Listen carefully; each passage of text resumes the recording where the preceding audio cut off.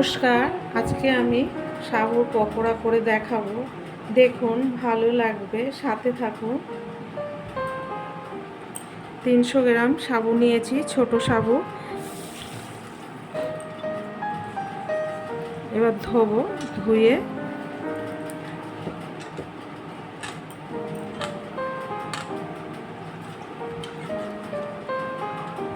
সাবুটা একটু ভিজতে টাইম লাগবে, 1 ঘন্টার মতন টাইম লাগবে সাবুটা ভিজতে। বড় সাবু একটু টাইম লাগে, ছোট সাবু একটু তাড়াতাড়ি হয়।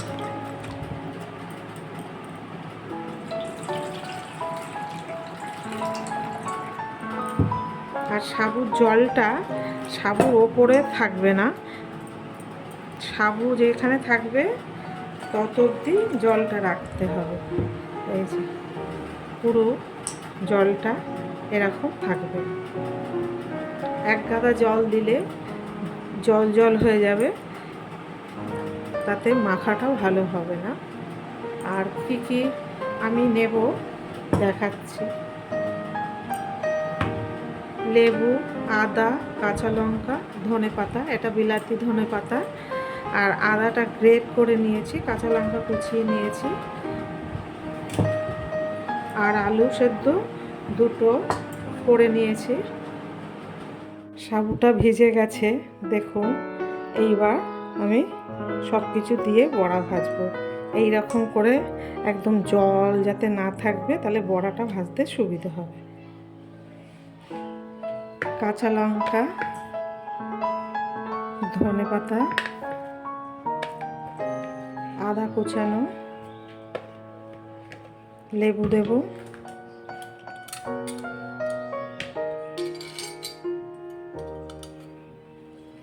একটা লেবু দেব,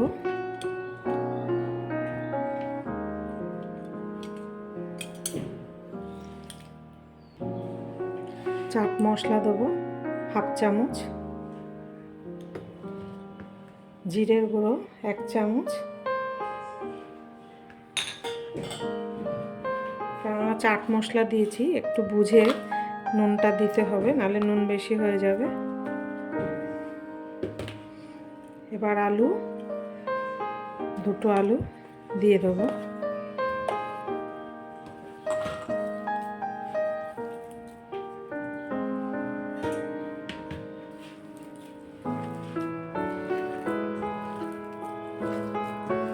চটকিয়ে তারপরে বড়া ভাজতে হবে। দেখুন কীরকম করে করছি, আমি যেভাবে করছি ওরকম করে করবেন, দেখবেন কত সুন্দর হয় খেতে। আর নুনটা একটু দেখে করবে, কেননা বুঝে করতে হবে। নুনটা না হলে অসুবিধা হয়ে যাবে। নুন কম হয়ে গেলে খেতে ভালো লাগবে না, বেশি হলেও খেতে ভালো লাগবে না। এবার মাখাটা হয়ে গেছে আমার, দেখুন কত সুন্দর হয়েছে। এবার বড়াটা ভাজবো। দেখুন, শুধু দেখবেন সাবুটা ভেজা হয়েছে কিনা, সাবুটা দেখবেন টিপে যে ভেজা হয়ে গেছে, তখন বড়াটা ভাজবেন। বিকালবেলা টিফিনেও করতে পারেন, সকালবেলা ভাজা ভাতের সঙ্গে ডালের সঙ্গেও খেতে ভালো লাগে। এবার ভাজবো আমি। তেল গরম হয়ে গেছে, এবার বড়া ভাজবো। এরকম চ্যাপটা চ্যাপটা করে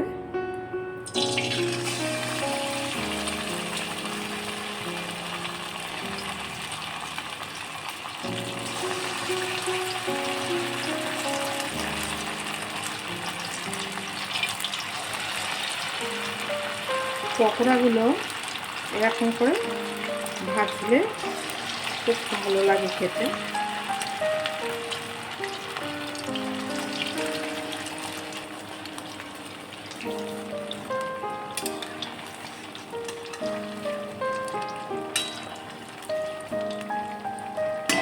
ভাজা হবে, এবার উল্টিয়ে দেবো। ভাজা হয়ে গেছে, দেখুন কত সুন্দর হয়েছে।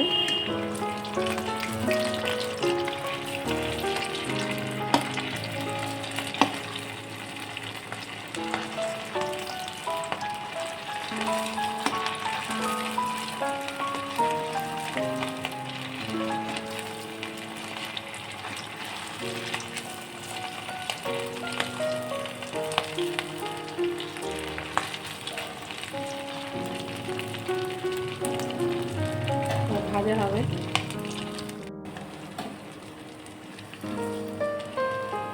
দেখুন ভাজাটা কি সুন্দর হয়েছে। এবার তুলে ফেলবো।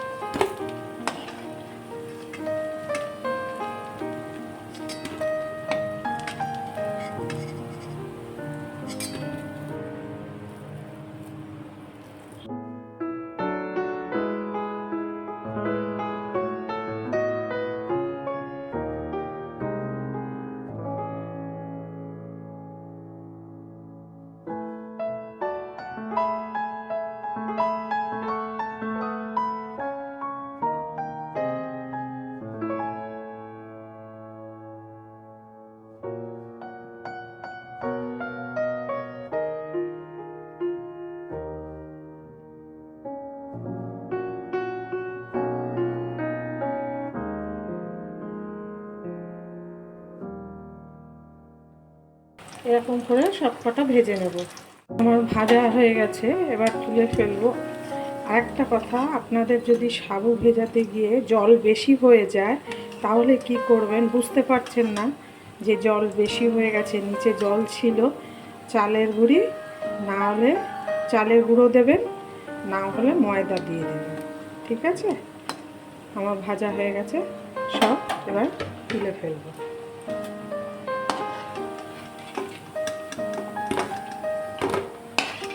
দেখুন কতটা মুচমুচে হয়েছে, দেখুন কত সুন্দর হয়েছে, মুচমুচে হয়েছে, সুন্দর হয়েছে। যদি আমার এই পকোড়াটা ভালো লেগে থাকে, লাইক, শেয়ার, সাবস্ক্রাইব করবে। পরের দিনের একটা নতুন রেসিপি নিয়ে ফিরে আসবো। ভালো থাকুন, সুস্থ থাকুন।